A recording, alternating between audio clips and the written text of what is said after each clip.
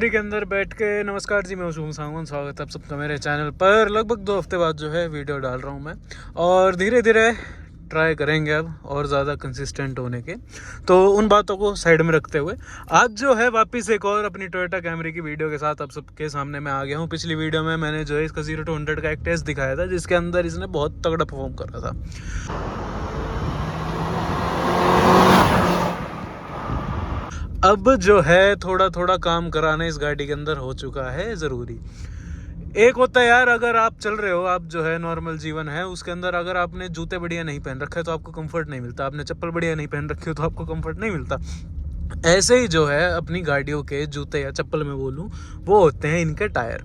अब मैंने ना बहुत वीडियो बना रखी है और कई वीडियोज़ में मैंने बताया है आप लोगों को कि अगर आप गाड़ी है आपके पास, ठीक है, तो हर सर्विस पे कोशिश करो उसकी जो है अलाइनमेंट बैलेंसिंग करवाओ। यूँ नहीं कह रहा कि मैं कंपनी से करवाओ, बट बाहर से ही करवा लो बेशक, बट अलाइनमेंट बैलेंसिंग उस गाड़ी की बहुत ज़रूरी होती है। अब साक्षात मैं आपको ना एक उदाहरण देता हूँ कि वो चीज़ ज़रूरी क्यों होती है।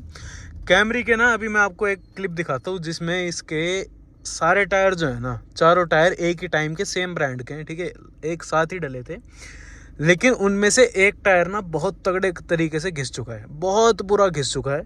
उसकी वजह ये थी, अभी तो फिलहाल वो टायर हमने पीछे की तरफ कर रखा है, वो ना यहाँ पर था, और इस गाड़ी की अलाइनमेंट बैलेंसिंग थी आउट। मेरे पास नहीं, जो प्रीवियस ओनर थे उनके पास ही था, और उनके पास इतना टाइम नहीं था हमारे भाई के पास कि वो अलाइनमेंट बैलेंसिंग वाले के पास जा पाए, क्योंकि एक्चुअल में वो बहुत ज़्यादा बिजी चलते थे। अलाइनमेंट बैलेंसिंग उनने टाइम से नहीं करवाई, टेढ़े स्टीयरिंग के साथ गाड़ी को लेके घूमते रहे, तो लेफ्ट साइड का जो था सारा एक टायर पूरा ख़त्म कर गई है गाड़ी, ठीक है। अब फॉर टाइमिंग हमने वो टायर पीछे कर रखा था, लेकिन आज सुबह उठ के हमने देखा, थोड़ा ढंग से उसको एग्जामिन करा, तो उसके अंदर ना इतना एक ऐसा पैच आ रखा है कि बिल्कुल ही ऊपर का रबड़ ख़त्म हो चुका है, नीचे की जो है जाली दिखनी शुरू हो गई है। ये अति हो गई, मैं तो कह रहा हूँ। इतने तो हमने खैर कभी घिसाए नहीं टायर, बाकी जो 3 टायर है वो अच्छे खासे कंडीशन के अंदर है इस गाड़ी के, बट क्या कर सकते हैं भाई, अब टायर बदलवाने ज़रूरी है। तो अब जाएंगे, ठीक है। टायर वाले हमारे जो हैं हनुमान टायर, गुड़गांव के अंदर है, बसई चौक के ऊपर, कोई नहीं जानता तो। दिल्ली एनसीआर में आप हो, गुड़गांव में आप हो, सबसे बढ़िया टायर बढ़िया रेट में आपको वहाँ मिलने वाले। ओके गुड, वहाँ जाएंगे, देखते हैं कौन से ब्रांड के हमें टायर मिलते हैं, कौन से साइज़ के मिलते हैं, क्योंकि अभी इसके अंदर लगे हैं फ़िलहाल 225 वाले 16 इंच के इसके टायर आते हैं। एक्चुअल में जो कंपनी साइज़ है टोयोटा कैमरी के अंदर, इस वाले के अंदर आता था, वो आता था 215 है। हालांकि एक साइज़ इन्हें अप साइज़ करा रखा है, तो थोड़ा सा जाते हैं और देखते हैं कि क्या कुछ हमें मिलता है। फिलहाल इसके अंदर फैल्कन के टायर लगे हुए हैं, उतर के मैं आपको दिखा दूंगा, प्रॉपर जो है सारी क्लिप दिखा दूंगा टायरों की, और कौन सा टायर चूज़ करते हैं, क्या साइज़ चूज़ करते हैं, वो देखते हैं, जाकर ही पता लगेगा। बाकी इच्छा मेरी है कॉन्टिनेंटल के टायर लगवाने की, क्योंकि अभी ये मत सोचना कॉन्टिनेंटल वाले पैसे दे रहे हैं कुछ है। एक्सयूवी के अंदर 1 साल से ऊपर हो गए, 30-35 हज़ार किलोमीटर हमने उस टायर के अंदर चला दिया है। बिल्कुल भी 1% यूँ नहीं लगता कि टायर पुराना हो गया तुम्हारा, इतना ब्रांड न्यू टायर लगता है ना आज भी, और इतना सॉफ्ट, इतना कंफर्टेबल टायर है वो। वही सेम टायर जो है इसके साइज़ का अगर मिल जाए तो मैं कह सकता हूँ मज़े ही आ जाएंगे। तो चलो पहुँच गए भाई, यहाँ से देख लो, ठीक है, हनुमान टायर्स पे आ गए। और अब जो है आपको आगे का सारा प्रोसेस दिखाता हूँ, फिर आराम से जो है लास्ट में बैठ कर समझाऊंगा कि एक्चुअल में हुआ क्या है। तो एंजॉय द वीडियो, बने रहो। लो भैया, कच्चे में से आओ, कल धुलवाई थी गाड़ी। दुख इतना होता है ना यार, गाड़ी जब गंदी हो जाती है यार, एक तो इतनी चिट्टी गाड़ी हो, वो गंदी हो जाए फिर तो और महाभारत सी लगती है। अच्छा, अब 2 एस्पेक्ट है, आपको मैं भी समझा देता हूँ। 235 लगाने की भी एक बार मैं ट्राई करता हूँ, क्योंकि यार एक्सयूवी में जब से टायर अप साइज़ करा रखा है ना, चौड़े टायर थोड़े गाड़ी के अंदर अच्छे लगते हैं।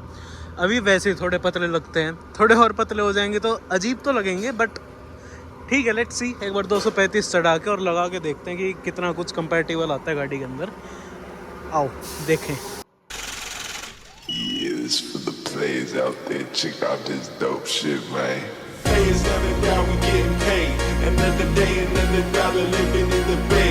Hustling for my fetty, trying to play in my escape. I ain't staying in the matrix, really trying to get my papers.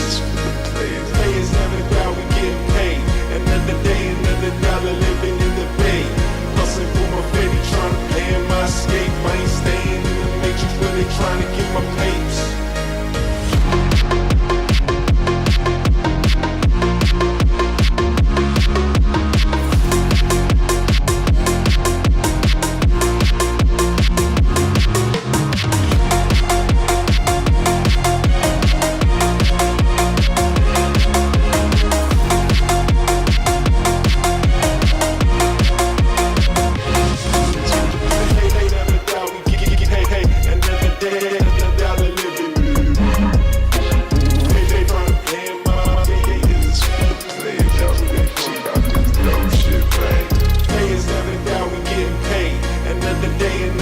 dollar living in the bay. Hustling for my Fetty, trying to plan my escape. I ain't staying in the matrix where they trying to get my papers. Players never die, we getting paid. Another day, another dollar living in तो भाई decide कर लिया है, जो video के शुरू में मैंने मना करा था मैं काम वही कर रहा हूँ। यानी कि 235 और 60 R16 वाला जो है टायर इसके अंदर डाल रहा हूँ। पहले हमें लग रहा था कि बहुत ज़्यादा ओवर साइज़ हो जाएगा, ठीक है, गाड़ी में प्रॉब्लम आएगी या टायर भिड़ेंगे, बट एक्चुअल में जेन्युइनली बताऊँ, जितना 265 17 XUV के अंदर स्पेस है ना, लगभग उतना ही स्पेस इसके अंदर बच जाता है। साथ ही साथ थोड़ी और रोड प्रेजेंस गाड़ी की बढ़ जाती है। साथ ही साथ ये गाड़ी इतनी नीची है कि हल्की सी जो है इसकी लगभग 1 इंच से थोड़ा सा आसपास, 1 इंच के आसपास इसकी जो है ग्राउंड क्लियरेंस भी बढ़ जाएगी। गाड़ी जो है अब कहीं नहीं भिड़ने वाली। ये ना सबसे इम्पॉर्टेंट फैक्टर था मेरा जो है टायर चूज़ करने को। और टायर मैंने आपको जैसे बताया कॉन्टिनेंटल वाला है, सेम वही सेम मॉडल है, सेम वो है, सेम तड़ी है, और उस हिसाब से जो है आप मामला देख सकते हो। बहुत बेहतरीन ओके रिपोर्ट है। PCR वाले भाई को काम करवाना है क्या? आ जाओ भैया। the bay.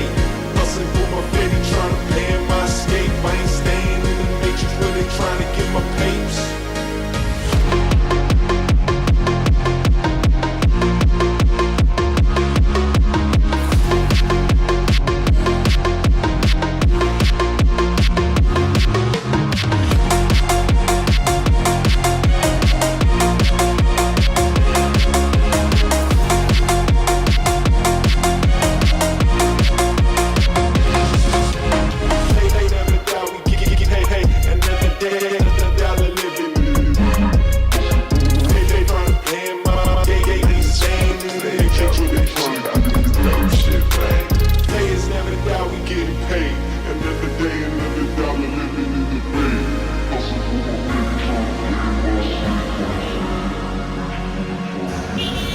Hello ji, final जो है अब लुक अपनी गाड़ी की चेक कर लो।